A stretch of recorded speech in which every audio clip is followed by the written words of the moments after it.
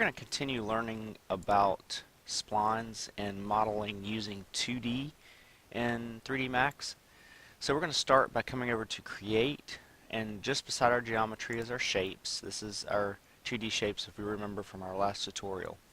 We're going to start with a line, and under our top viewport I'm just going to draw a shape. And if you'll remember, if we click and then click and click, that will create straight lines. If we click and drag, that will create a Bezier corner. We're just going to click a few more lines, and we're going to come back over to our start point, click on our start point vertice, and we're going to close our spline. So now let's check out the parts of our shape that we drew. We're going to come over to our Modify tab, and we're going to expand our line. And we have three options here. We have vertex, and if we click that, you can see we can select an individual vertex, or we can select multiple vertex by hitting Control. If we select segment, that'll allow us to select the segments, which are the lines in between the vertices, and then spline is the entire shape. So we actually have two different vertex here. If I select this vertex that's in between two straight lines, it's just a point. But if I select this vertex in this Bezier corner, I get these handles. These handles allow me to control the curve. So if I grab one of the corners and I move it, it will adjust the curve. If I stretch it out, it will increase or decrease the amount of curve we have. So now that we put these vertices in, Max gives us the option of coming back and changing them. So let's click on this one that's in between our two straight lines, and we're going to right click, and this will give us our quad menu. And right up here it gives us four options. Right now this is a corner vertice. If we choose Bezier corner, that preserves the hard corner but allows us to move each side. So notice that our vertice is staying still, but we can manipulate the corners on each side of them. If we right click it again, we can choose Bezier, which is essentially the same thing as this vertice was.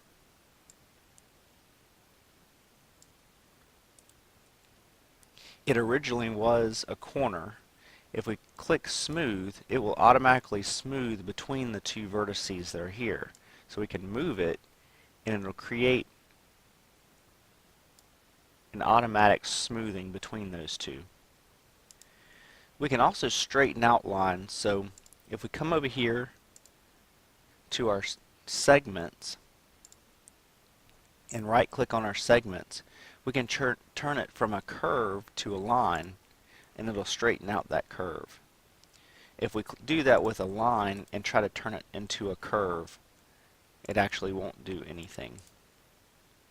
So let's say I want to add to this shape. We can come down to Geometry, make sure Vertex is selected. We can choose Create Line, and we'll need to turn the snaps on for this. And we want to actually snap to our vertice.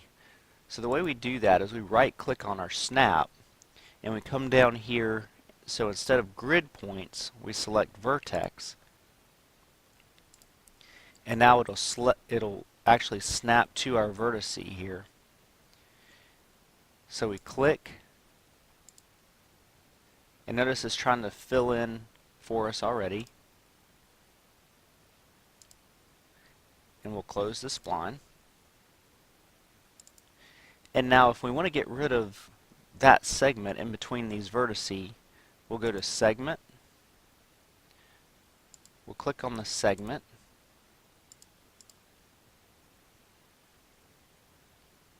first actually we need to turn off Create Line, and then we'll go to the segment and we'll just click Delete on our keyboard.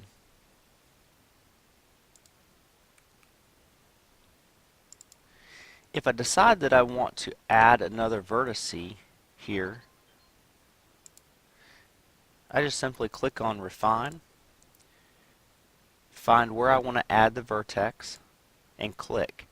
And if I'll come back over to move and go back up to our vertex, I can click on that and I can move it around wherever I would like to put it. So if I decide that I want to modify this shape and I want to put more vertices in here, and I want it to disconnect this vertex, these two lines from each other, I can click that vertex. I can come over and click break, and if I click one time to select one vertice, that will allow me to move that vertice where I want to. You have to be careful with that, because before you move that vertex, if you actually select using the marquee like that, it'll actually select both vertex, the top and bottom, and they'll both move like they're not disconnected. So I click one time and I can move that. And if I want to place them back together again, 3D Max has this automatic welding feature which we can turn on.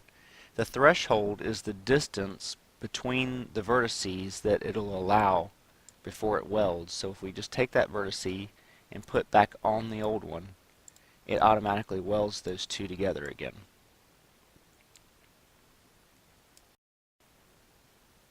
Max also allows us to do some automatic corner editing. So if we select a vertex here and we come down in our geometry to chamfer and fillet, beside there you can see they have a text box there with a number in there. Mine's 0 right now.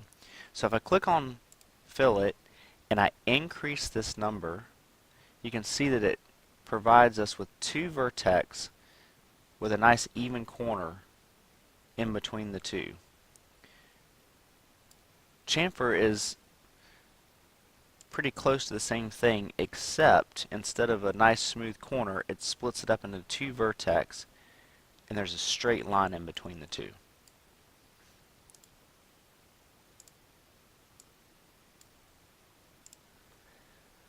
So now let's say after you've got your shape made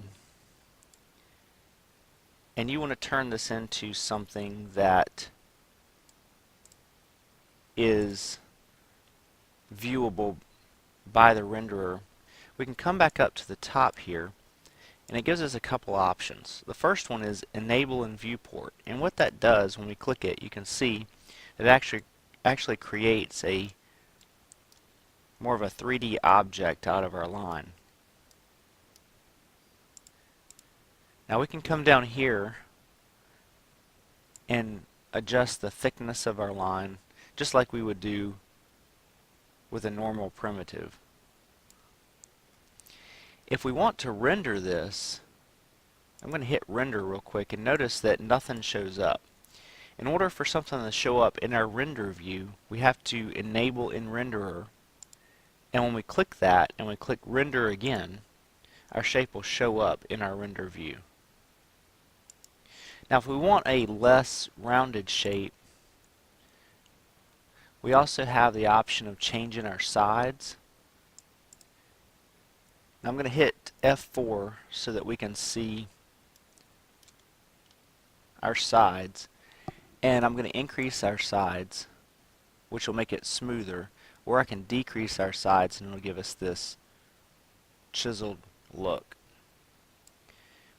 We can also increase the angle in between the two.